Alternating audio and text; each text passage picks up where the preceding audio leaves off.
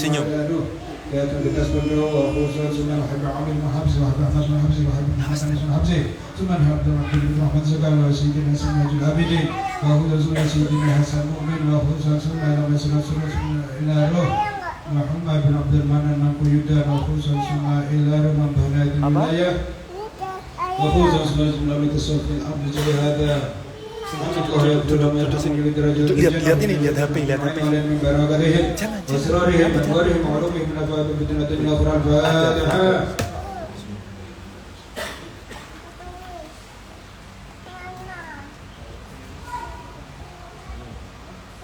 ولا راح جميع المؤمنين والمؤمنات المسلمين والمسلمات الأحياء منهم والأموات خصوصا جميع حاجتي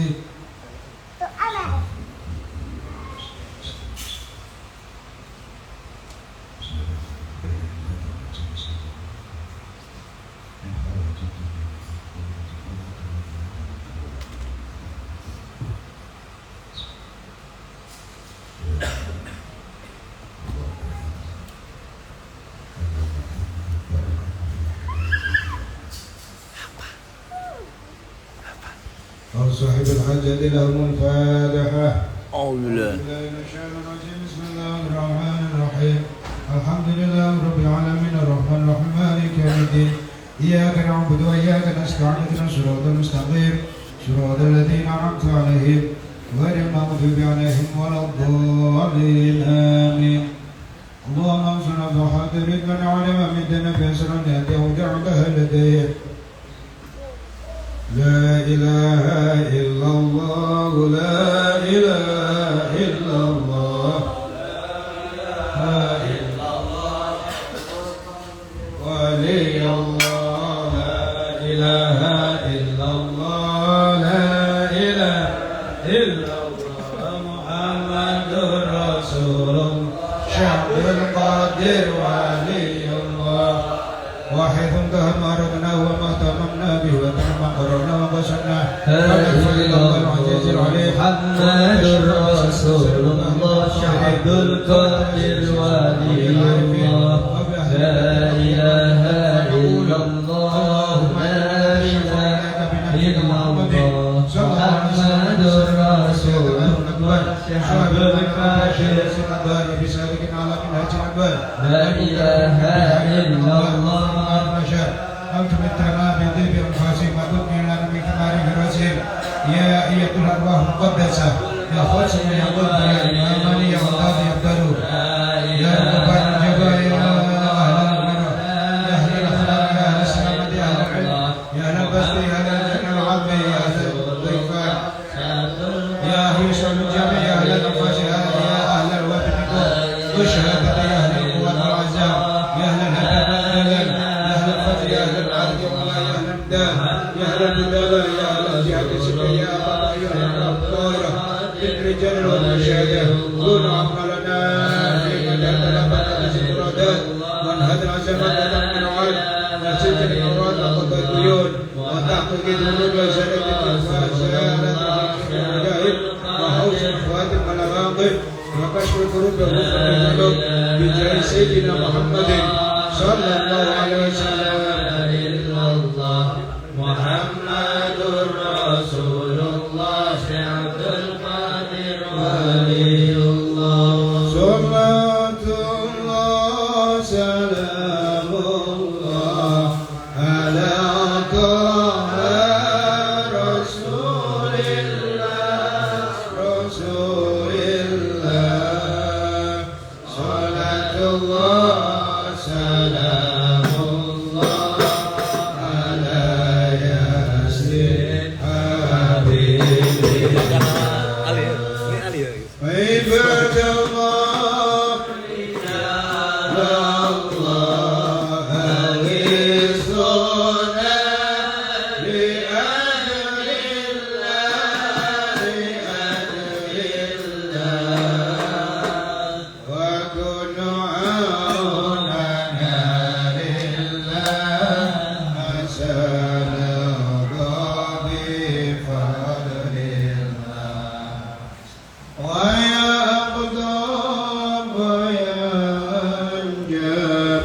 ويا سعد ويا أباب ويا أباب وأنتم يا أولي الألباب تعالوا وانصروا لله على الكافي صلاة الله شفيع سلام الله سلام الله بمحيي الدين خالقنا من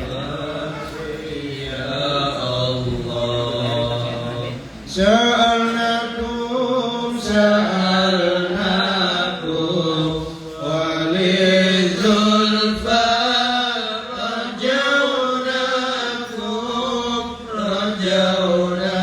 رجوناكم وفي أمر قصدناكم فشدوا أزمكم لله ويا ربي بسادتي تحقق لي إشاراتي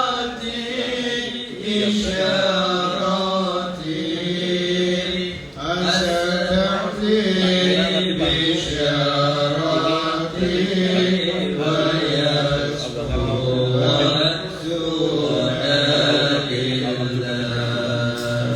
على الكافي صلاة الله على الشفيع سلام الله سلام الله بمحيي الدين خالقنا من البلواء يا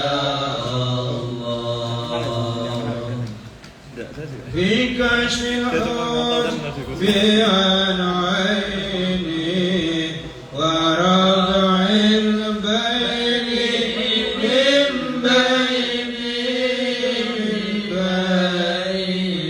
بيني ونص الكيف والعين بنور الوحي يا صلاة الله مولانا على من بالهدى جانا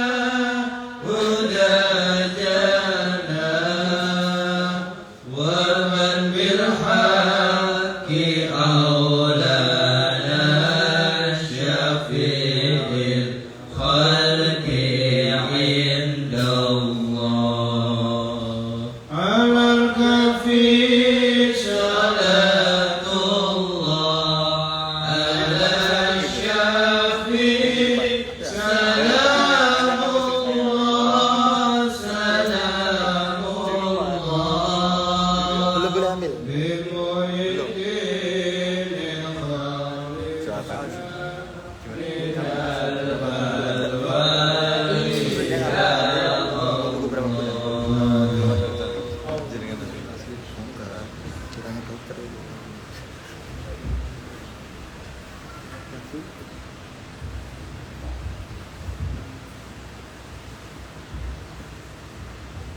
أعوذ بالله من الشيطان الرجيم بسم الله الرحمن الرحيم اللهم صل على سيدنا محمد وعلى آل سيدنا محمد الحمد لله رب العالمين اللهم إنا نسألك ونتشفع إليك بنبيك محمد صلى الله عليه وسلم وأهل بيته ونتوسل إليك بوليك الشيخ عبد القادر الجيلاني يا شيخ الثقلين يا قطب الرباني يا غوث الصمداني يا محي الدين يا أبا محمد سيدي يا سيدي الشيخ عبد القادر الجيلاني إنا نتوسل إلى بك إلى ربك في قضاء حاجاتنا هذه. Mari berdoa sendiri-sendiri.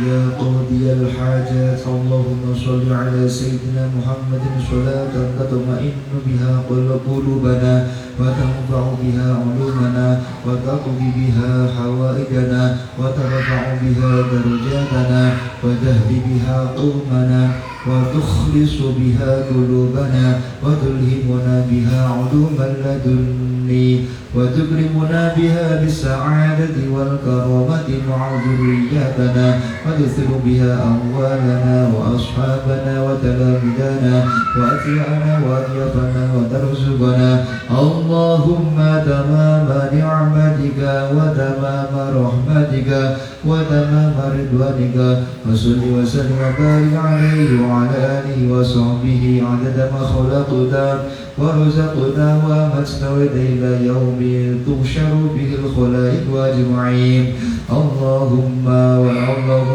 صل على وسلم وبارك على سيدنا محمد تبلغنا بها حج بيتك الحرام وزيارة قبر نبيك عليه أفضل الصلاة والسلام في لطف وعافية وسلامة وبلوغ المرام وعلى آله وصحبه وبارك وسلم اللهم اختم لنا منك بالخير ربنا هب لنا من أزواجنا وذرياتنا قرة أعين واجعلنا للمتقين إماما ربنا إني أسكنت من ذريتي بواد غير ذي زرع عند بيتك المحرم ربنا ليقيموا الصلاة فاجعل أفئدة من الناس تهوي إليهم وارزقهم من الثمرات لعلهم يشكرون ربنا هب لنا من أزواجنا وذرياتنا قرة أعين واجعلنا للمتقين إماما اللهم اختم لنا بخاتمة السعادة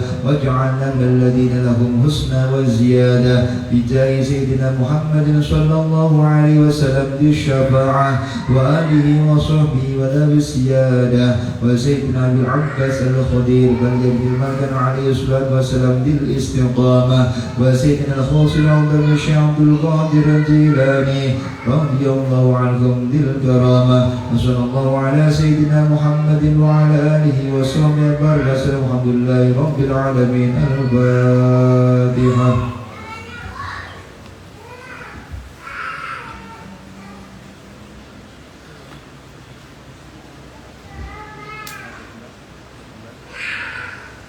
Untuk berikutnya kita dengarkan Mau'idatul Hasanah dari Ustaz Maulana Al-Arif, pengasuh pada pesantren Maulana Ya Antam, Anta yang Maulana. Al-Bidayat bihujanihi falatafadul masykur.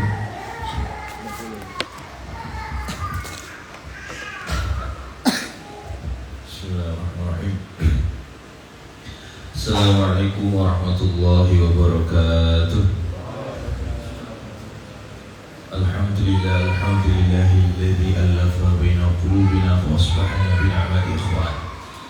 Wassalatu wassalamu ala rasulillahi alladzi istafahu rabbuna rahmatan lil alamin wa ja'alnahu uswatan lin nasi ajma'in faqala laqad kana lakum fi rasulillahi uswatun hasanah. فأنزل ربنا القرآن الكريم هدى للناس كالشمس وضحاها فأكله بالسنة النبوية كالقمر إذا تلاها ومن سار عليهما في حياته فسوف يعيش في حياة الدنيا بالفرحة والسرور كالنهار إذا جلاها ومن أعرض عنهما فكان يعيش معيشة ضنكا كالليل إذا يغشاها. اللهم صل وسلم وبارك على سيدنا محمد صاحب برحمة الله عدد ما في علم الله صلاة وسلاما دائمين برحمة الله وعلى آله وصحبه. Al-Mukarram, guru kita semuanya, Gus Musta'in, atau Muhammad Tabi'in Ma'afiyah, Kiai semuanya, standar yang kalau hormati, asatid, wal hadirin. Alhamdulillah, ini tadi hujan-hujan. Jadi tadi saya keluar rumah itu sudah terang, tapi sampai Rames itu hujan. Jadi ini harus diapresiasi, Gus. Jadi saya tadi datang tuh paling basah sendiri, tapi luar biasa melihat senyum kalian suatu set jadi lega. Nah, malam hari ini karena saya didhawuhi oleh guru kita untuk sedikit membaca kitab ya. Di sini Al-Fakir membawa kitab Al-Ahadits Al-Qudsiyah. Jadi di sini menceritakan berisi tentang hadis-hadis qudsi. Sebagaimana kita tahu nih, hadis qudsi itu adalah hadis yang difirmankan langsung oleh Allah Subhanahu wa taala melewati lisan Rasulullah sallallahu alaihi wasallam.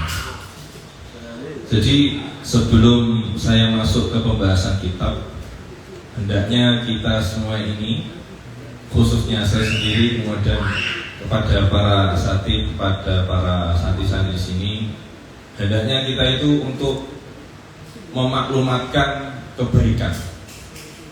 Hendaknya kita itu untuk meng-share apapun yang didhawuhkan oleh guru kita semuanya. Sebagaimana seperti dahulu, seperti riyen itu dulu Nabi itu awalun nubuwah itu dimulai dari at-tahaddi. Jadi Nabi itu dulu dimulainya jadi Nabi itu ya dimaklumatkan bahwasanya beliau itu Nabi, memamerkan. Kalau cara bahasa kasarnya memamerkan, saya itu Nabi. Nabi Muhammad itu setelah dapat wahyu kemudian naik di kira-kira di bukit itu, kemudian berkunjung ke keluarganya memberitakan bahwasanya saya itu Nabi. Nah, analoginya gimana? Itu seperti kita ketika berdakwah atau meng-share kebaikan, yaitu kita harus menyebarkan, memaklumatkan kebaikan seperti Nabi ketika memaklumatkan bahwasanya dirinya itu Nabi. Kita tahu orang-orang sekarang yang dokter, yang pokoknya bidan semuanya, mereka tahu karena di depan rumahnya itu ada tulisan dokter, klinik dokter. Maka masyarakat akan mengunjungi kalau misalkan dia sakit. Begitu juga ketika kita ini butuh guru. Guru kita siapa? Dimaklumatkan, di-share. Jangan di WA itu sepi. Ya itu jadi kalau kita pengen dapat berkahnya guru ya kita harus maklumatkan, meng-share apa yang didhawuhkan guru kita semua. Kemudian seperti Nabi Ibrahim juga gitu. Nabi Ibrahim ketika bergumam ya, bermunajat kepada Allah Subhanahu wa taala, itu ketika semuanya belum ada yang nyembah Allah Subhanahu wa taala, Nabi Ibrahim itu dulu bergumam, bermunajat sama Allah. Itu gini, munajatnya Nabi itu gini. Ya Rabb, innahu ya Rabbi la yahzununi. Innahu ya Rabbi la yahzununi an la ara ahadan fil ardi ya'buduka ghairi. Ya Allah, ini tuh sungguh sangat merisaukan saya, kata Nabi Ibrahim. Ya Allah, ini tuh sungguh sangat menyedihkan sekali. Masa Tuhan sezat yang semesta alam, pencipta semesta alam seperti Engkau, ini nggak ada yang tahu. Kok ada nih, dunia tidak fair ya Allah. Masa yang menyembah Engkau hanya saya, kata Nabi Ibrahim. Jadi kerisauan Nabi Ibrahim itu bukan masalah pribadi, masalah Allah Subhanahu wa taala. Jadi saya harus memaklumatkan Engkau ya Allah, bahwasanya Engkau itu Tuhan. Maka ini jadi kaidah dalam kita beragama, bahwasanya kita memaklumatkan kebaikan, memaklumatkan nasihat itu boleh. Kita menasihati siapapun, status yang baik-baik, status yang hadis-hadis atau kitab itu baik. Jangan sampai nunggu kita itu baik dulu. Misalkan panjenengan mau status baik, tapi nunggu jenengan itu soleh dulu, nunggu jenengan itu alim dulu. Wah ini enggak soleh-soleh gitu. Kita ini sebersih-bersih kita ini gimana? Kok kita nunggu alim dulu, nunggu soleh dulu baru status WA, baru bisa berani share kebaikan. Loh berarti kamu karena manusia. Kita sesempurna kita tuh seperti apa? Kok pengen sempurna, pengen bersih itu seperti apa? Makanya kita sekelas kita ya sudah, kita benar-benar share kebaikan. Analoginya gini, misalkan ada bapak mantan maling, terus ngandani anaknya, Hele, kamu jangan maling ya, sing maling tak deben bapak wae rasa, misalnya ngoten. Iku cara jenengan mesti tidak bener. memang secara zahir tidak benar, tapi secara logika kalau kita telah lagi, itu nasihat itu tetap statusnya positif, dan status positif itu tidak bisa digugat oleh negatif yang lain. Jadi tetap nasihat itu statusnya benar, kamu jangan sampai mencuri. Nah, begitupun juga jenengan ketika share kebaikan, jangan takut kok nanti dikomentarin gimana, dikomentar ini sok alim, sok gimana, jangan. Kita ini benar-benar maklumatkan kebaikan. Itu satu. Jadi itu perlu dicatat ya. Ini penting sekali saya utarakan. Kemudian memaklumatkan apa yang disampaikan guru. Sampai saya itu menghafalkan apa yang disampaikan guru kami Sayyidil Habib Alwi. Saya itu hafal. Khutbah yang di khutbah yang di Masjid Segaf itu saya hafalkan. Khutbah yang di Alwi. Loh, dawuhnya Gus Musa itu saya hafal juga sampai iftitah. Kalau misalkan beliau ceramah itu saya apa? Coba sini Ustaz Ali, Ustaz Rohman. Saya yakin tidak ada yang hafal. Alhamdulillahil barril jawad alladzi jalat ni'amuhu 'anil ihsabil adab al-mani bil wa isyad al-hadi ila sabil rasyad al-muwaffiqi li tafaqi fi din man la tafawwaqtar min al-ibad. Betul semua. Jadi saya itu murid paling teladan. Di sini saya kalah kan itu. Jadi jenengan harus hafalkan apa yang didhawuhkan Gus Ustaz ini. Jadi itu penting. Kemudian menghafalkan apa yang didhawuhkan para ulama. Seperti di sini dikatakan dalam hadis qudsi. Saya akan menjelaskan sedikit tentang dasar-dasar di dalam tasyahud, di dalam sholat. Oke, nanti kalau yang berat-berat biar beliau saja. Niki di sini dikatakan innallaha sayukhalisu rajulan min ummati ala ru'usil khalaiq yaumil qiyamah fa yanshuru alaihi tis'atan wa tis'ina sijilan. Jadi di sini diterangkan Rasulullah SAW bercerita, diriwayatkan dari Umar bin Al-As. Jadi Rasulullah cerita ngeten. Sungguh kata Rasulullah, Allah niku ketika di hari kiamat nanti itu mempermalukan satu orang ala ru'usil khalaiq, di depan para malaikat, di depan presidennya para malaikat, di depan presidennya para makhluk, para jin. Mempermalukan satu orang Allah. Siapa itu? Dia itu satu orang ini dihisab. Jadi kita semua nanti ketika di yaumul qiyamah itu nanti kita dipertontonkan CCTV ketika di dunia. Amalan buruk dan baik kita itu ditampilkan di akhirat. Lah orang ini dipermalukan adalah di depan para malaikat, di depan para rusul khalaik, para presiden-presiden, tokoh-tokohnya makhluk. Tis'atan wa tis'ina sijilan, 99 dokumen box. Jadi cara sakniki nggih dokumen box ini kertas-kertas catatan malaikat itu. Iku dipertontonkan di depan para makhluk nggih. Wa kullu sijilin mithlu madul basar. Ternyata orang ini banyak dosanya. Orang ini banyak dosanya. Saking banyaknya dosanya, itu madul basar, sepanjang mata mulai itu dosa. Misalkan jenengan bayangke dadi wong iku ya, misalkan dipermalukan depan para rusul khalaik. Terus dosanya jenengan banyak, saking banyaknya sepanjang mata mulai dosa. Lihat sini dosa, lihat situ dosa. Pokoknya lihat mana pun dosa. Nggih. Jadi ada 99, setiap sijilnya itu madul basar, nggih. Sumayakul atum kiru min hadza syai'an. Sumayakul atum kiru min hadza syai'an adzalama ka katabatil hafizun. Kemudian ketika Allah sudah mengeluarkan amalan semuanya, dipermalukan. Terus Allah itu masih nanya gitu. Jadi saking rahmatnya Allah Subhanahu wa taala itu sudah tahu banyak dosanya. Allah itu masih rahmat. Jadi maksud ya Allah niku rahmatnya lebih tinggi daripada zat murkanya. Jadi kata Allah, inna rahmati ghalabat ghadabi. Sungguh rahmatku itu mengalahkan murkaku. Itu kata Allah sendiri.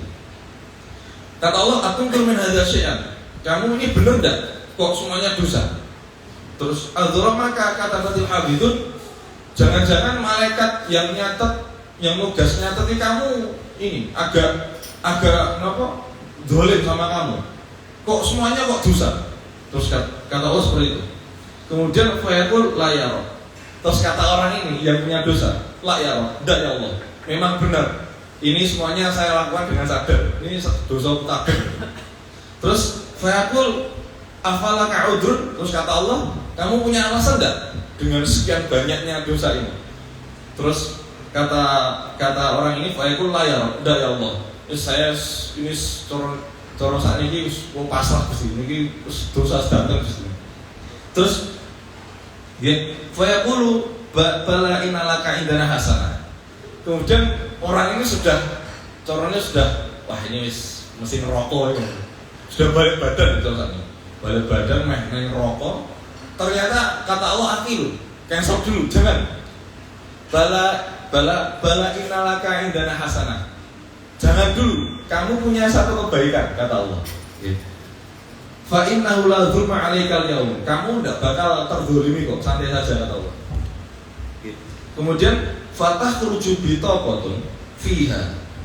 Kemudian dikeluarkan satu kertas. Ya, contohnya satu kertas. Allah hanya mengeluarkan satu kertas. Isinya niku asyhadu alla ilaha illallah wa asyhadu anna muhammadan abdu wa rasul. Kemudian fayaqul ukhdur wasna. Kata Allah, timbang. Coba timbang kertas yang berisi syahadat ini. Terus fayaqul, kemudian orang yang punya dosa sebanyak tadi yang dipermalukan tadi, ini orang ini heran. Ya Rabb, ma'adhi bitaqah ma'adhi sijilat. Ya Allah, apa arti satu kertas ini dari sekian banyak dibandingkan sekian banyak dosaku yang madu basar? Apa nilainya, apa dibanding sebanyak dosaku? Terus faqala innaka la tuzlam. Qala fatudhu sijilat fi kafatin wal bitaqatu fi kafatin faqashati sijilat wa faqulatil bitaqatu falayaf qulu ma'asmillahu syai'. Kemudian kata Allah, terus tenang saja, kamu tidak bakal terzalimi. Fatudhu sijilat fi kafatin, kemudian satu kertas tadi yang dikeluarkan sama Allah yang isinya syahadat tadi, itu ditaruh di kafah, timbangan di kafah. Jadi timbangan somben yang akhiran itu modelnya kafah kanan, kafah kiri. Coro Jawa ini nopo iki, saudara? Coro timbangan yang kanan kiri ini lho, coro nopo? Pokoknya timbangan kanan kiri ngoten. Itu ditaruh di kanan, yang dosa madu basar tadi ditaruh yang di kiri. Terus wasaqulatil bitaqah. Kemudian ternyata berat yang asyhadu alla tadi, yang isinya asyhadu alla, padahal satu kertas. Terus kata Allah, fala yadhkuru ma'asmillahi syai'un. Kok ada yang berani yang bisa membandingkan atau bisa mengalahkan berat syahadat. Jadi inti dari hadis ini bahwasanya kita di dalam sholat, di dalam at-tahiyat terutama, karena di dalam at-tahiyat itu ada asyhadu alla, itu kita hendaknya benar-benar khusyuk di dalam at-tahiyat. Kata Imam Ghazali, paling tidak di dalam sholat kita itu khusyuk di dalam beberapa hal, yaitu salah satunya Al-Fatihah, yang kedua di dalam at-tahiyat. Jenengan mau khusyuk di ruku gimana wong? Tumakninahnya ruku, sujud itu biqadri subhanallah. Paling lama itu ngucap subhanallah. Mau ruku suwe-suwe malah dengkule loro. Mau sujud suwe-suwe bengkak dengkule.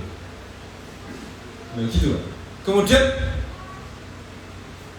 syahadat ini, ketika kita syahadat, kita benar-benar merasapi hadis ini, bahwasanya wah, ternyata cuma satu syahadat itu mengalahkan semua dosa kita. Karena tidak ada yang bisa mengalahkan nama Allah di situ. Itu ada nama Allah, ada nama Nabi Muhammad. Jadi ketika syahadat itu kulon itu iling hadis ini. Walaupun dosa saya banyak, itu saya pede. Ya Allah, kulon itu bersaksi jenengan Tuhan saya, jenengan itu Rahman Rahim. Terus jenengan punya Nabi Muhammad niku pemimpin umat, pemimpin saya. Wis dua-duanya itu udah Rahman Rahim. Akhirnya menimbulkan kemantapan dalam sholat. Jangan sampai kita itu sholat tuh diruju setan, terus sholat tuh ditompor ya. Bersujud salam, iki ku sholat tuh ditompor. Lama-kelamaan kita tidak nyaman dengan sholat kita. Akhirnya nanti kita lama-lama tidak sholat, kok aneh. Orang sujud, orang sudah sholat kok tidak nyaman dengan sholatnya, itu kan aneh. Maka dengan hadis ini saya harap, saya ajak kepada semuanya yang hadir di sini, bahwasanya kita benar-benar memperbaiki sholat kita, terutama di at-tahiyat. Karena at-tahiyat itu adalah cermin ketika Rasulullah SAW sowan kali Gusti Allah. Duduknya kita ketika tahiyat, yaitu ya duduknya Nabi ketika sholat Gusti Allah ketika di Sidratul Muntaha, ya seperti itu. Pak nonton itu, persis seperti itu. Nah, dialektika, wujud dialektika Allah kepada Nabi ya ketika di at-tahiyat itu. Dan jenengan was at-tahiyatul mubarakatus sholawatut thayyibatul itu. At-tahiyat utawi kabehane kehormatan. Satu itu lillah, hanya milikmu ya Allah. Dan itu kata Nabi ketika sampai maqamul mukafat itu di depan Allah pas. Terus mandek sampai situ, terus kata Nabi, kata Allah, assalamualaikum ayyuhan nabi warahmatullahi wabarakatuh. Selamatan bagimu wahai Muhammad. Jadi Allah itu cuman assalamualaikum, keselamatan bagimu wahai Muhammad, wahai kekasihku, wahai nabiku. Terus kata Nabi, ya Allah, wong saya itu punya umat, wong yang ngaji di Majlis Rasul Mu'min juga banyak. Maka kanjeng Nabi itu tidak egois. Maka kanjeng Nabi jawab, assalamu alaina, keselamatan juga bagi kami, wa ala ibadillahis sholihin, dan kepada para hamba-hamba yang soleh. Jadi semoga kita semuanya ini termasuk di dalam keselamatan. Amin amin ya rabbal alamin.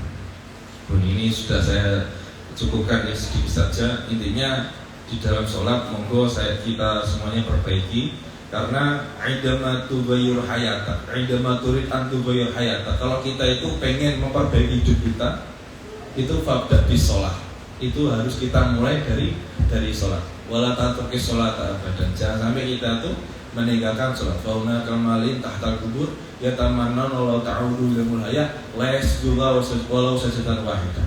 Karena banyak di sana mayit-mayit yang ketika pengen hidup sedetik saja hanya pengennya untuk sholat. Ihtimamu kabi sholatika yaj'al faqr aziman.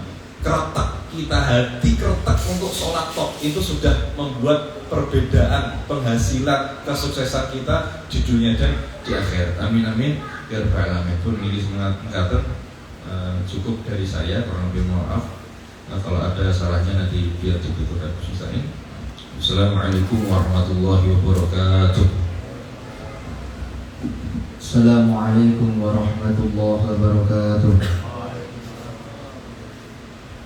Alhamdulillahil barril jawad alladhi jallat ni'amuhu anil isa'i bil a'dad al-manni bil lutfi wal irsyad al-hadi ila sabilir rasyad. Allahumma salli ala sayyidina Muhammad wa ala alihi huril kiramil bararah wa sahbihi muntakhabin al-khiyarah amma ba'dah. Al-Fatihah bil qabul wa ila hadratin Nabi Rasul Muhammadin sallallahu alaihi wasallam, ila hadrati silsilati tariqah qadiriyah nasabandiyah wa nasabandiyah khalidiyah wa silsilati tariqah syadiliyah wa ila hadrati silsilati tariqah nasabandiyah khalidiyah wa ila hadrati silsilati al-Qur'an dalam mentah wa silsilati jamil kutu wa jamil asanid wa silsilati dalailul khairat wa silsilati qira'ati sab'ah wal asyarah wa ila hadrati masyayikhina al-kiram wa usuli mufurhim ala hadhihi niyyah wa likulli niyatin salihah wa ala man wa salafuna salih wa ala man wa sayyidil wali Syekh Muhammad bin Ali bin Muhammad Ba'atiyah al-Fatihah.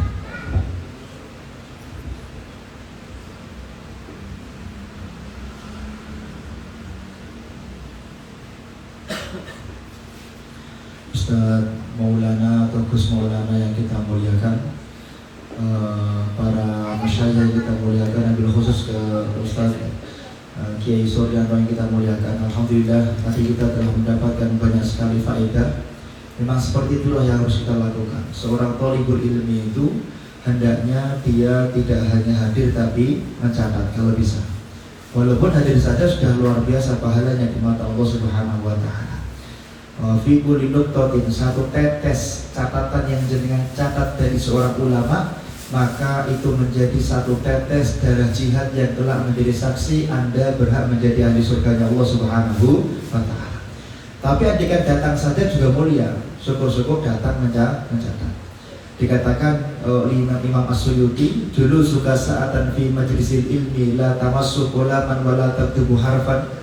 Dudukmu datang di majelis ilmu walaupun nggak nyatet, walaupun nggak kemudian bawa pulpen buku, itu khairul laka min itqi alfi raqabah, lebih baik daripada antum memerdekakan 1000 budak.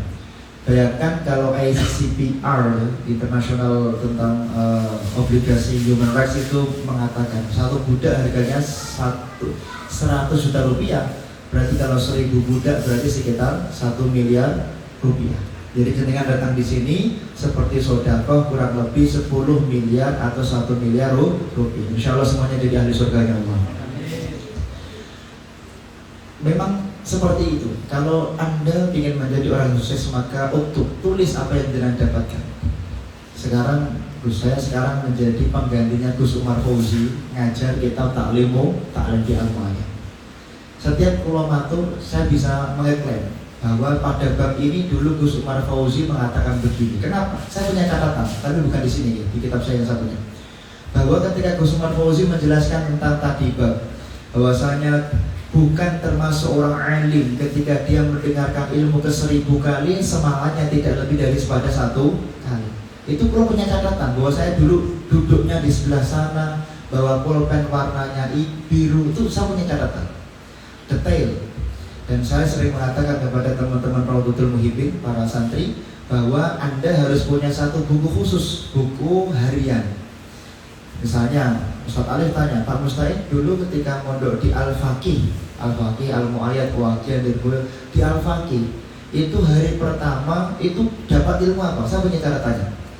Hari ke-100 mondok di sana, dulu dapat ilmu apa? Saya punya catatannya. Oh, hari ke-100 misalnya tanggal ini, kemudian saya hari itu belajar ini saya punya catatannya. Jangan sampai satu hari terlewatkan tanpa berjalan, tanpa bertambah suatu ilmu. Ini penting sekali. Nah, seperti itu. Makanya hendaknya selalu melakukan evaluasi diri. Jangan sampai pokoknya datang, jangan sampai pokoknya hadir, harus ada ilmu yang kemudian jenengan catat. Oke. Di malam hari ini kami akan banyak berbicara masalah rezeki dan masalah yaitu kefakiran. Guru mulia Al-Habib Salim bin Abdullah Syatili, Habib Salim di sana fotonya. Begitu juga ditulis oleh Syekh Ali Jum'ah di dalam fatwanya bahwa dengan redaksi hampir sama, bahwasanya ja'a Amirul Mukminin, ja'a rajulun ila Amirul Mukminin Ali karamallahu wajhah. Pada suatu ketika ada seorang laki-laki suar kepada Amirul Mukminin Sayyidina Ali karamallahu wajhah. Ya Amirul Mukminin, ana minal fakri. Ada yang mengatakan yashku li fakrihi. Beliau itu curhat karena hidupnya itu fakir, cari rezeki sulit, cari jodoh sulit, kemudian kuliahnya sulit. Kalau kurang kuliah, belajarnya sulit. Pokoknya semua urusan hidupnya itu diberi sulit oleh Allah Subhanahu wa taala. Wa qillatar rizqi. Di dalam kitab yang lain ada mengatakan wa qillatir rizqi. Rezekinya sedikit. Kemudian Sayyidina Ali mengatakan, yumkin la'allaka an taktuba bi qalami ta'qudin. Mungkin kamu itu rezekinya sedikit karena kalau nulis itu kamu pulpennya itu tertali. Ini ada talinya gitu, paham ya?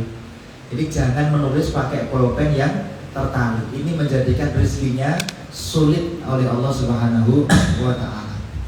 La ya Sayyidina Ali boten. Kalau nak nulis itu tidak pernah pakai pulpen yang tertali. Oh, la'allaka yamshutu bimishtin maksurin. Mungkin kamu itu suka jongkasan pakai sisiran, pakai sisir yang sudah bolong-bolong, sudah kapuk, sudah tak lengkap itu jari-jarinya. Jadi kalau jongkasan jangan pakai jongkas yang tidak lengkap. Itu menjadikan rezekinya dipersulit oleh Allah Subhanahu wa taala. La boten Sayyidina Ali. Oh, la'allaka antanama ba'dal fajri.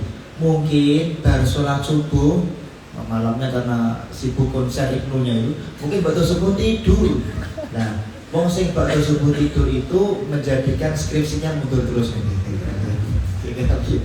atau mungkin apalah jodohnya ditunda oleh Allah Subhanahu wa taala. Ya. Jangan tidur habis subuh, atau dalam bahasa Inggrisnya itu bangkong gitu kan. Lah, boten Sayyidina Ali boten. La'allaka antakula bidunil basmalah. Di dalam kitab yang lain bighairil basmalah. Mungkin kalau kamu tiap makan itu lupa nggak baca bismillah. Kalau di dalam kitabnya Sayyidil Walid Syekh Muhammad bin Ali Ba'atiyah, bismillah itu kalau lupa di awal boleh di akhir. Bismillahi awaluhu wa akhiruhu. Makan tanpa baca bismillah atau lupa baca bismillah menjadikan rezekinya itu agak dibuat cepet oleh Allah Subhanahu wa ta'ala. Ya. Gajinya nggak muda-muda misalnya begitu. Oke, itu coba kalau makan mulai sekarang baca bismillah. La boten Sayyidina Ali boten. Yumkin antak lima akfar. Kamu itu suka apa? Ngetoi kuku yang mal ahad di hari minggu. Nah, orang kalau ngetoi kukunya hari Minggu biasanya itu kilata rezeki. Rezekinya itu agak dipersulit oleh Allah Subhanahu wa ta'ala. Maka di dalam kitab Hasya Al-Bajuri ada 4 nazam itu dikatakan kalau orang ngetoi kuku hari Minggu yaitu apa namanya? Zawarul barokah, rezekinya itu akan barokahnya itu akan hilang. Kalau hari Senin yurisul ilm, akan menjadi orang alim. Jadi kalau pengen jadi orang alim ngetoi kukunya hari Senin saja ya. Ini apa namanya Ustaz Alif yang nanti sebentar lagi punya anak, kalau ngetoi kuku itu hari Senin, anaknya diketoi kukunya hari Senin. Kalau ngetoi kukunya hari Selasa, maka apa yarisul halakah, bisa menurunkan derajatnya. Jadi kalau pengen jadi ketua IPNU ya jangan ngetoi kuku hari Selasa, hari yang lain. Kalau hari Selasa jadi ketua IPNU mudun nanti jadi turun pangkat. Kalau hari Rabu jadi su'ul akhlak. Di dalam kitab yang lain su'ul khuluq, akhlaknya akan buruk, akhlaknya tidak baik. Kalau hari Kamis yarithul ghina, menjadikan orang itu rizki, menjadi orang yang kaya. Nah, jadi kalau pengen sugih blegedu itu ngapain kukunya hari Kamis. Hari ini hari Kamis ya ini. Kemudian kalau hari Jumat maka yarisul hilm wal ilm. Jadi akan menjadikan sebab dengan itu bijaksana, sabar, tidak ngamuan dan seterusnya ya. Jadi kalau punya teman satu organisasi kok ngamuan pas tidur dengan ketoi kukunya hari Jumat, insya Allah sabar bang, insya Allah sabar betul ngamuan. Kalau di Yaman dulu di dekat pondoknya beliau itu ada makamnya Syekh Abdurrahman Bajan Haban. Wah itu istrinya galaknya itu masya Allah mutafakun alaih galaknya. Tapi kalau di dalam kitab Tanwirul Qulub kalau punya istri galak itu doanya suami mustajabah. Istrinya galak kan? Oh enggak, masya Allah. Kalau Saya suka ziarah situ. Jadi teman-teman di Yaman itu kalau mau ikhtibar, mau ujian itu sudah ziarah kepada beliau, insya Allah lancar rezekinya, lancar semua ujian. Nah, jadi kalau ngetoi kuku itu harus lihat hari. Kalau saya biasanya 3 itu Senin, 4-nya Kamis, 3-nya Jumat. Jadi biar komplit dari Nabi. Boten Sayyidina Ali boten. Kulo niku nak ngetoi kuku enggak pernah hari Minggu. Hari yang lain, selalu hari yang lain. Oh, mungkin antam sya'ama man akbaru min kasina. Kamu itu kalau berjalan suka di depan orang yang lebih tua daripada kamu. Suka berjalan di depan orang yang lebih tua itu menjadikan rezekinya dipersempit oleh Allah Subhanahu wa ta'ala. Ampun ampun. Boten Sayyidina Ali. Mungkin dengan itu suka miknas, namun jenenge menyapu kullalaila setiap malam, suka menyapu di malam hari. Jadi jangan suka nyapu-nyapu malam hari. Niku mempersempit rezeki yang Allah berikan kepada panjenengan. Hati-hati kalau nyapu sore-sore saja atau pagi-pagi saja. Ini penting sekali. Boten Sayyidina Ali boten. Kula niku nak nyapu nggih esuk-esuk apa sore-sore. La'allaka tarakta tu'alil walidain. Mungkin sebelum itu kamu itu suka menyebut nama orang tua kamu dengan panggilan namanya bismi. Di namanya orang tua misalnya Muhammad, Muhammad, memanggil orang tuanya dengan nama-namanya, dengan namanya langsung itu menjadikan sebab rizkinya dipersempit oleh Allah Subhanahu wa ta'ala. Semangatnya belajar diperkecil oleh Allah Subhanahu wa ta'ala. Hati-hati. Kalau orang tua saja nggak boleh, bagaimana dengan Sayyidina Muhammad Shallallahu Alaihi Wasallam? Tentu lebih tidak boleh. Kalau Nabi Muhammad ya paling tidak Nabi Muhammad atau Sayyidina Muhammad atau Mustafa Muhammad. Sebagaimana di dalam kitab Hasyiah Az-Zarqauni al-Muwatta, Nabi Muhammad punya nama jumlahnya 2000 nama. Salah satunya adalah Muhammad dan Ahmad. Paham ya? Kalau punya anak kasih nama ada Muhammadnya ya, atau ada Ahmadnya. Dan ini kitab Tuhfatul Muhtaj dikatakan manjala fi majlisin, manjala fi majlisin, sopo-sopo sing linggih tengene majlis, wa hadara fiha man ismuhu Muhammad, dan hadir di tempat itu orang yang namanya ada Muhammadnya, maka sebesar apapun andaikan ada dosa di tempat itu langsung dipun ACC, diampuni oleh Allah Subhanahu wa ta'ala. Paham ya? Wah, nanti kalau rapat Ibnu hadirkan orang yang namanya Muhammad, wis untuk perasaan dan apa. Ya ampun begitu ya. Sama katanya hisapnya awal. Hisapnya awal ya. Hisapnya awal. Kalau orang satu rumah ada namanya Muhammadnya, maka satu rumah itu rezekinya diberi lancar oleh Allah Subhanahu wa ta'ala. Makanya ada kitab berjudul Fadilatut Tasmiyah bi Ismi Ahmad wa Muhammad. Fadilatut Tasmiyah bi Ismi Ahmad wa Muhammad. Tapi kitab ini nukilan dari beberapa kitab. Saya ketahui dari kitab Hasyiah Syarwani Ibnu Qasim Al-Abadi. Di PCNU ada kitab itu. Dulu kita beli ya. 21 jilid. Jadi artinya kitab itu bukan berdiri sendiri. Kalau kitab itu dinukil dari kitabnya seorang mujtahid, berarti hadisnya kalau nggak hasan ya sahih. Minimal hasan menurut mujtahid tersebut. Paham? Jadi kalau sebuah hadis kok dinukil oleh seorang mujtahid, maka dalam teori usul fikih nususul imam kan nususis syari. Pasti hadisnya kalau nggak hasan ya sahih. Jadi tanpa saya meneliti sudah percaya. Kemudian boten Sayyidina Ali boten. Nah, mungkin kamu suka mengkutuk anak kamu. La'allaka, mungkin kamu suka mengkutuk anak kamu. Dasar anak nakal, dasar anak durhaka. Ini menjadikan apa, rezeki orang tuanya dipersempit oleh Allah Subhanahu wa ta'ala. Jenengan tidak boleh seperti itu. Paham ya? Nah, boten. Nah, yang terakhir, la'allaka tarakta du'a lil walid. Mungkin kamu itu suka lupa mendoakan orang tua. Nah, kalau ini nahan Sayyidina Ali. Nggih, kula niku memang sering lupa mendoakan orang tua. Nah, sekarang konangan. Makanya teman-teman semuanya kemanapun jenengan datang, niatkan ya Allah, saya datang di majelis Raudhatul Muhibbin, kalau ada pahalanya jenengan kirim ke gene tiang sepuh kula. Lho Pak, nanti kita nggak dapat apa-apa nanti. Loh, Imam Abdurrahman Ba'alawi dalam Fatwa Al-Masyhur di dalam kitab Bughyatul Mustarsyidin mengatakan jenengan akan mendapatkan do'af lipatan bimi'ati alfidhi, 100.000 kali pahalanya daripada kalau jenengan datang di sini tanpa meniatkan pahalanya untuk kedua orang tua. Makanya Mbah Kiai Bisri Mustafa, bapaknya Gus Mustafa Bisri yang ahli puisi itu, Rois ABBN, ditanya Mbah Bisri, oh sih jenengan itu santrinya nggak pernah diajar, tinggal pengajian terus kok alim-alim.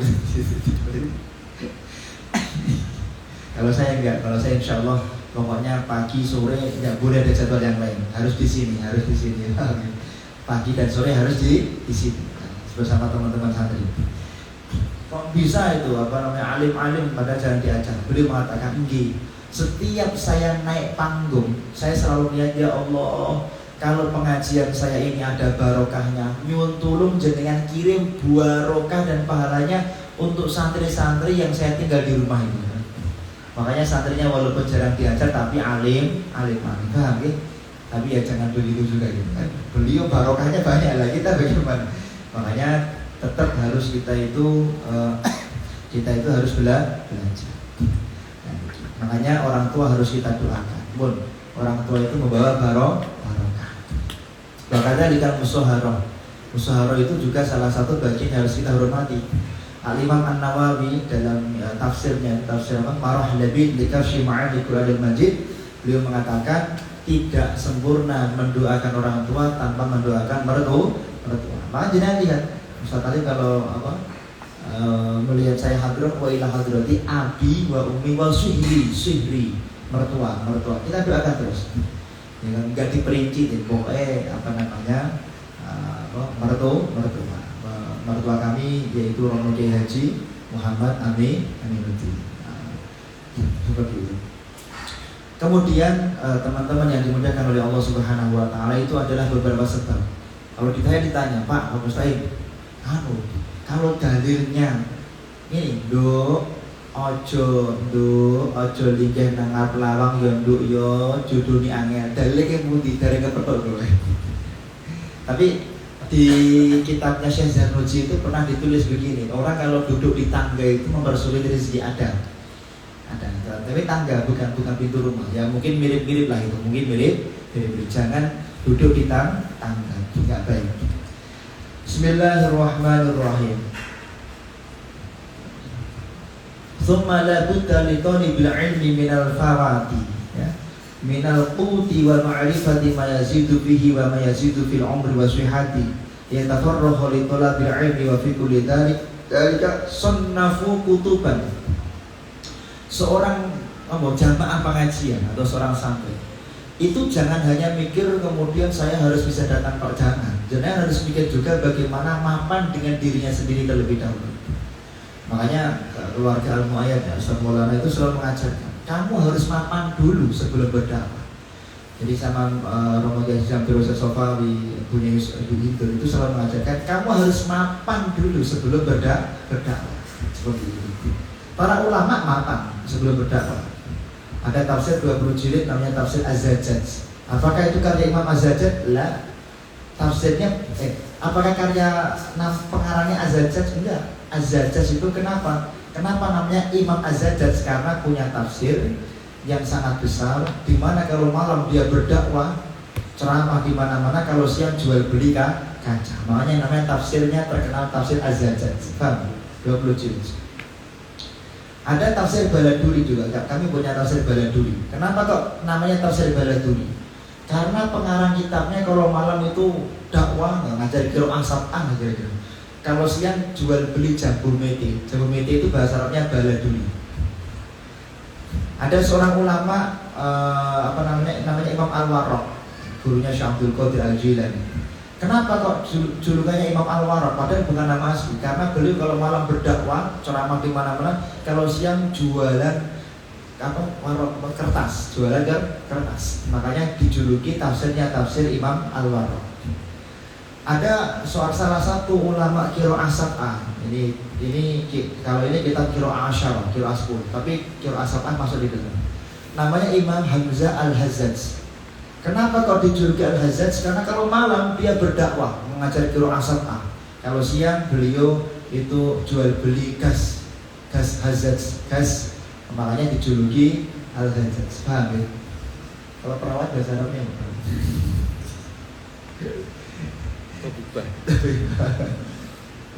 Jadi usahakan mapan dengan dirinya sendiri. Makanya Mbah Yai dulu itu ada seorang ulama bernama Imam Abi Yazid Al-Bustami. Beliau mengatakan di dalam kitabnya Manhajul Hanif, nak pengen rezekinya lancar, nak pengen rezekinya barokah, gebrojo, habis sholat baca ya latif 129 kali, ditutup dengan Allah yarzuq, Allah latifun bi'ibadihi yarzuqu man yasha wa huwal qawiyul aziz. 11 kali pun itu rezekinya gebrojo.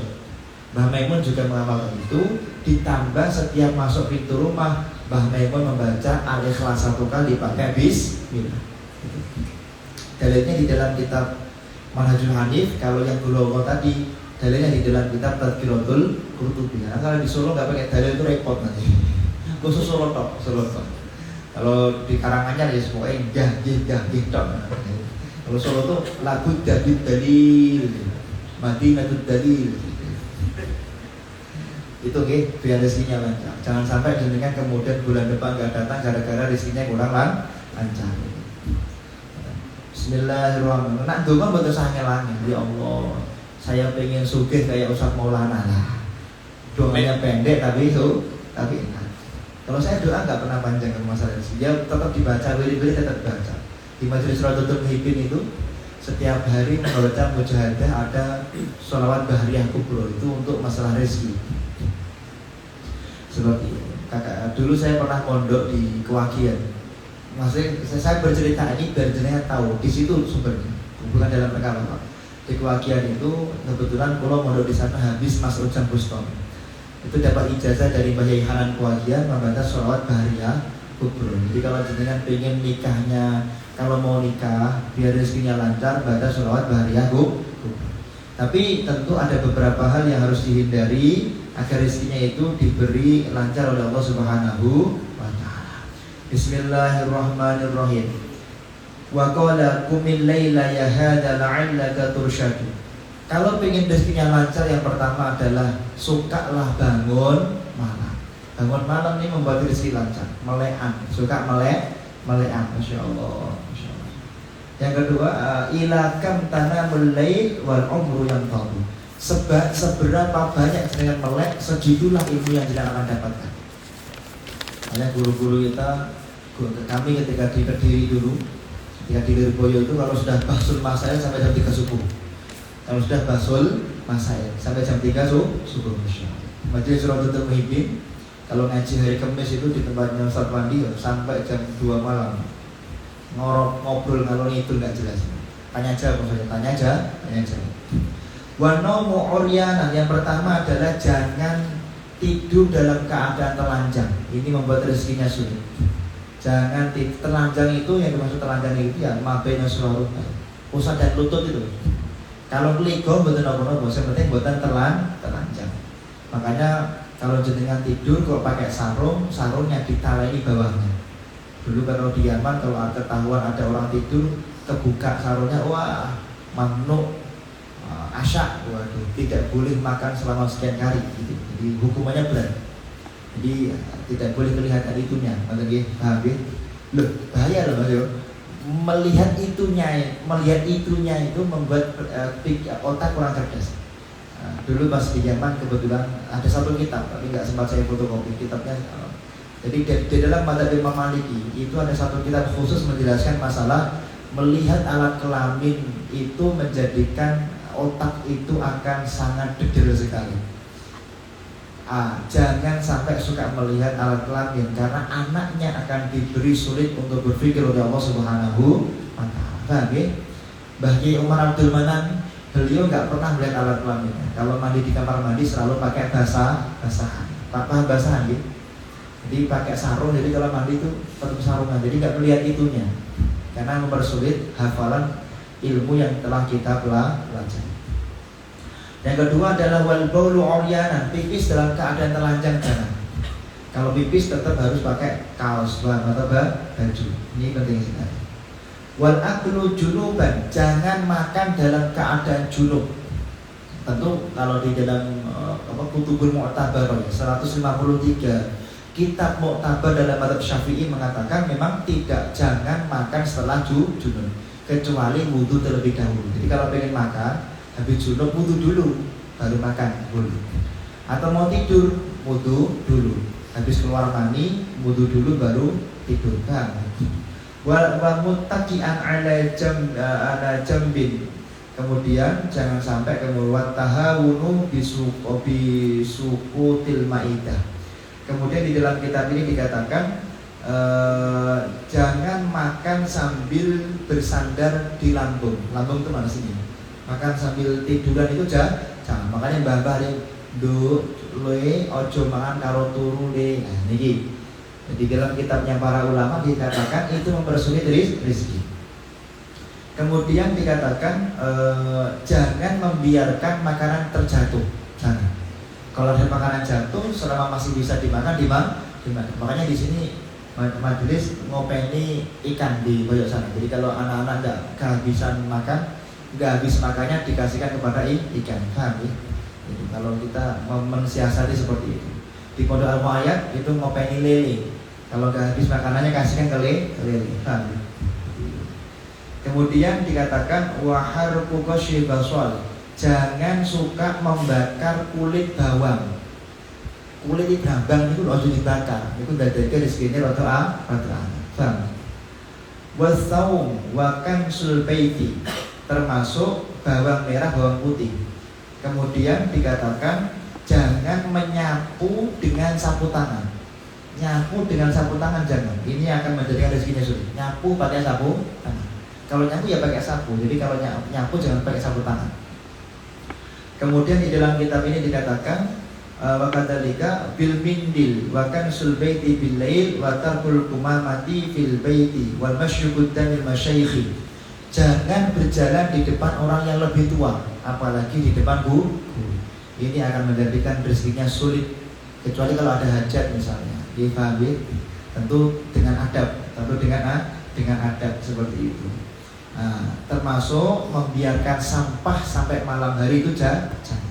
Kalau misalnya sampai malam hari kok sampahnya itu belum diambil sama tim pengambil sampah, apa itu petugas daerah itu, maka minimal ditutup. Kemudian dikatakan di dalam kitab ini bahwasanya wanita wal khalalu bi kulli khosyabatin wal khalalu bi kulli khosyabatin. Kemudian di dalam kitab ini dikatakan termasuk membersihkan gigi dari selilit dengan sembarang kayu, nggak boleh. Kalau membersihkan gigi ada selilitnya harus kayu yang benar-benar bersih, paham ya? Karena kalau kayunya kotor bisa menjadikan kurang mulia hidupnya. Kemudian wa husnul yadi bitini, jangan membasuh tangan menggunakan yaitu debu. Kadang-kadang kalau kita tangannya kotor, oh mana ambil debu terus diusap-usap, jangan. Ini tidak dicintai oleh Nabi Muhammad SAW. Hati-hati. Ini hal-hal sepele tapi kadang-kadang kita lupakan, sehingga kita nggak terasa loh rezekinya sulit. Kenapa? Ini ternyata suka membersihkan tangan menggunakan debu. Kemudian dikatakan di dalam kitab ini wal julusu 'alal atabati wal ittika 'ala ahadi zawjil bab. Nah ini dikatakan duduk di depan pintu tidak diperbolehkan. Ini di dalam kitab ini tadi saya katakan duduk di depan pintu membuat rezekinya sulit. Tapi kalau jodoh sulit mungkin masuk juga di sini. Tapi seperti itu. Kalau jodohnya pengen mudah gampang. Mbah Kiai Mansur Popongan itu ngijazai. Kalau yang pengen mengamalkan boleh. Sudah. Yang belum maksud saya yang belum. Itu kata Mbah Rozak itu kalau pengen jodohnya mudah setiap malam baca surat Ar-Rahman 41 hari 41 malam. Maksudnya setiap hari satu kali selama 41 malam. Insya Allah jodohnya datang sendiri. Insya Allah. Tapi dibaca. Kalau Pak Kiai Mustamir itu kalau pengen jodohnya mudah gampang. Hafalkan sholat atau hafalkan Maulid Al-Barjanji. Waduh, mudah sekali ya. Pak Mustamir menghafalkan Al-Barjanji, selesai hari itu Pak Yemui datang. Insya Allah. Melamar Pak Yemus. Tapi kalau saya pakainya tadi apa? Ar-Rahman. Itu baru saya ijazai, suruh baca 41 hari tiap malam satu kali, baru tak baca 3 hari. Punyai kelamaan lain sesuai dengan kanun ini. Padahal belum 41 hari, saking mandi ini. Dikatakan wa tawaddu fil madrozi wa khiyatatu thawbi. Tidak jelas. Kemudian di dalam kitab ini dikatakan wudu di tempat buang kotoran, wudu di kamar mandi jangan. Kecuali kalau misalnya wudu di kamar mandi, jedingnya disendirikan sama WC, itu nggak apa-apa. Kalau bisa jangan wudu di kamar mandi, apalagi dalam keadaan telanjang misalnya. Kemudian di dalam kitab ini dikatakan wa tajfiful wajhi bisawbi. Kemudian di dalam kitab ini dikatakan mengeringkan wajah dengan baju. Jangan mengeringkan wajah dengan baju, harus dengan yang sendiri, atau nggak usah dikeringkan sama sekali. Kalau saya sendiri tidak pernah saya keringkan, berarti kalau jarang andukan. Karena kan habis wudu kan makruh di andui, jadi ketika semenjak mondok itu nggak pernah di jarang anduan aja, kecuali kalau pas di hotel itu pantas saya andui tinggi. Jangan mengeringkan badan menggunakan baju, jangan. Kecuali kan baju itu sudah kotor. Kemudian di dalam kitab ini dikatakan Wa tarku baitil ankabut fil bait. Jangan membiarkan rumahnya ada laba-labanya. Enggak ada ya ini ya. Mungkin di pojok-pojok tertentu yang jauh sulit dijangkau ada, tapi memang di sini dibersihkan terus. Jadi laba-laba itu mempersulit rezeki. Wa tahawunu bis shalat, termasuk jenengan tergesa-gesa ketika sholat. Jangan. Wa isra'ul khuruj minal masjid ba'da sholatil fajr, kesusu keluar dari masjid setelah sholat subuh, itu tidak baik. Maka di dalam kitab Sirah dikatakan sampai sahabat itu dicari sama Rasulullah. Si fulan di mana si fulan? Karena ketika dia keluar dari masjid itu tergesa ke masjid.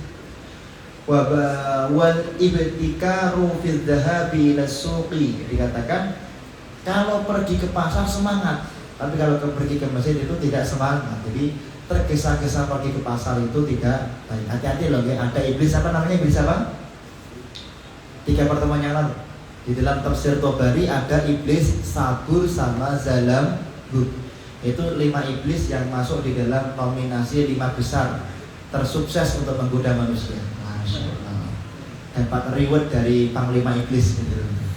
Salah satu iblisnya itu iblis Aqwa, Sabur, Zalambur, Dasim. Nah ini kan iblis Sabur, Zalambur itu menggoda manusia semangat pergi ke pasar dan betah pergi ke pasar. Serta ketika di pasar itu nama itu nikmat sekali.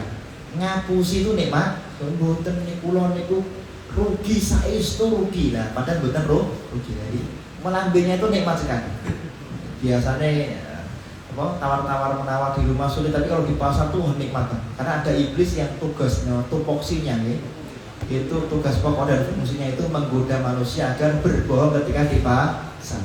Maka Imam Tobari mengatakan kalau masuk kamar, masuk pasar, baca la ilaha illallah wahdahu la syarikalah lahul mulku wa lahul hamdu wa huwa ala kulli syai'in qadir. Itu kalau pergi ke pasar baca itu, kata Imam Tobari. Coba nanti dicek di surat Al-Kahfi ayat 60 tafsirnya. Ada iblis Aqwar. Iblis Aqwar itu tugasnya menggoda para laki-laki yang sudah waktunya menikah itu, enggan melamar perempuan yang dicintai. Itu iblis Aqwar. Jadi kalau jangan kok ragu-ragu, maklum karena ada iblis Aqwar.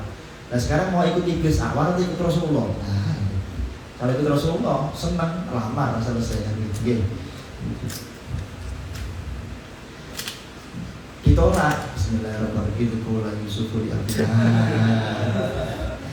nggak perlu ke Blitar, nggak perlu ke Blitar, nggak perlu tanya Gus Nuruddin, nggak perlu, cukup tanya Gus Maulana. Nggak perlu tanya ke pesulap hijau, nggak perlu, cukup di sini. Di sini ada kitab, saya punya 19 kitab, 19 judul kitab. Satu judulnya hampir 3 jilid, dari 5 jilid, itu khusus untuk belajar masalah itu. Makanya di Raudhatul Muhibbin itu kita fokus pada 3 ilmu. Satu ilmu Quran wal Qiraah, Quran dan Quran, Biloim, Qiraah Sab'ah Asyara. Kitab-kitab kuning yang sudah ditempel di mana-mana sama Ustaz Alif ini yang berpamflet itu beliau. Yang ketiga ilmu hikmah. Jadi ilmu hikmah itu perlu kita pelajari juga. Kalau disantet itu mental, paham itu. Dari Jumat nanti majelis dapat job untuk menangani rumah angker. Nah ini kan jadi bolak-balik ditanya fikih, terus sekali-kali ditanya masalah rumah angker. Hari Jumat nanti insya Allah dapat job. Sudah tak kasih tahu belum? Sudah, cari 6 orang. Ya.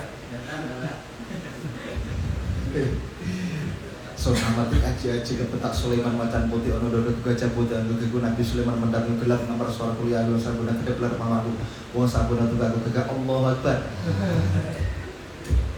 Wah nanti diparani kan di pembuktian. Semoga semuanya mulia dunia akhirat. Saya senang sekali. Jadi harus ada yang seperti itu, harus ada yang membid'ahkan kita biar kita itu tak tahu dalil. Coba sekarang sudah nggak ada yang membid'ah-bid'ahkan tahlilan, sehingga teman-teman itu tinggal tidur gahir ya. Coba kalau dulu dibid'ah-bid'ahkan karena apa? Kita nyari dari nggak nulis buku karena dibid'ah-bid'ahkan. Kadang-kadang perlu ada yang nyerang juga. Apa itu Ibnu Rebana bid'ah gitu. Pasti Ibnu mumet, waduh ya bid'ah ya. Paling-paling nanti tanya LPM, mana dalilnya? LPM buka di kita. Harinya ngaji, paham ya? Sekali-kali memang seperti itu. Gus Bah kalau nggak mengatakan apa itu di Iyana itu kalau menurut saya itu ya apa jenenge? Harusnya pakai hisab. Ya, kan hisab kan jelas cetok gitu. Ya nggak salah, di Iyana itu ada memang. Wa inda subaki wa Ibnu Suraj itu mengatakan bahwasanya penentuan satu Syawal satu Ramadan pakai hisab, ada dalilnya ada. Cuman kan ada metodologi yang lain. Itu tugas NPM. Idza ikhtalafa Nawawi wa Subaki kutima bin Nawawi. Ketika Imam Nawawi dan Subaki itu berbeda pendapat, maka dalam berfatwa utamakan pendapat Imam An-Nawawi. Lain tugas. Kalau nggak begitu kan kita nggak mikir. Sekali-kali ya diserang apalah gitu. Kalau nggak ada yang nyerang ya sama NU nyerang gitu. Bukan benar-benar mikir. Oh tenang-tenang baik. Bismillahirrahmanirrahim. Alhamdulillah, saya itu senang. Ceramah itu nikmat. Kalau Barcelona menang itu nikmat. 3-0 bersama Sevilla, Masya Allah. Semoga tambah barokah. Saya mencintai Barcelona bukan karena Barcelona, mencintai Barcelona karena di dekat Barcelona ada banyak ulama yang saya cintai seperti Imam Muhammad bin Abdullah Al-Andalusi, pengarang Alfiyah. Ada Imam Abu Hayyan Al-Andalusi, pengarang tafsir Bahrul Muhit. Banyak ulama-ulama yang pulau kagumi itu delalah kok dulu hidupnya di sekitar Barcelona. Makanya insya Allah mencintai Barcelona menjadi salah satu sebab kita menjadi ahli surga Allah. Loh, kagum ya nama dalile ngomong. Di dalam kitab Hasyiah Qulubi bukan apa? An-Nawadir mansa kana fi sukatin fiha alim dakhalal jannah. Orang itu kalau tinggal di suatu kampung dosanya sak gawe ini apapun. Kalau di situ masih ada orang alim tinggal, maka semua orang yang tinggal di situ menjadi ahli surganya Allah Subhanahu wa taala. Nah ini, kalau tinggal di situ kan kita tidak tinggal di sana. Maka kalimat berikutnya, wa man ahabba ila man yuhibbul alim dakhalal jannah. Kita tidak tinggal di sana, tapi kita mencintai orang yang tinggal di sana, maka juga tertarik menjadi ahli surganya Allah Subhanahu wa taala. Masyaallah. Aduh ini MU ini mulai ini. Terserah. Dengan mau dukung siapa terserah. Pilihan. Bismillahirrahmanirrahim sedikit ya. Bismillahirrahmanirrahim. Kemudian, jadi kalau pergi ke pasar hati-hati loh. Hati-hati. Kalau bisa tetap bawa atribut pecinya tetap di bawah, sarungnya tetap di bawah. Kemudian wali betok niku menjadi pengemis.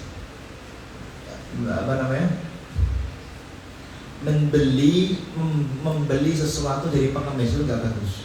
Membeli sesuatu dari pengemis. Jadi ada pengemis jualan, jangan dibeli. Nggak bagus. Firrujui min huwa syira'u sayratil khubzi minal fuqara'i as-su'al wa du'a'usha 'alal walad. Apalagi mendoakan orang tua yang jelek-jelek tidak boleh. Mendoakan anak yang jelek-jelek tidak boleh. Wa tarku takhmil awani. Kemudian yang berikutnya adalah yaitu jangan suka menutup yaitu wajah dan jangan memadamkan lampu dengan tiupan. Hamid. Selamat ulang tahun. Saya juga pakai lilin, sama pakai lilin. Menurut saya kalau niatnya baik nggak apa-apa. Tapi kalau di keluarga kami itu pakai kipas angin. Tiup lilinnya pakai kipas angin. Tuh semangat. Jangan disebul.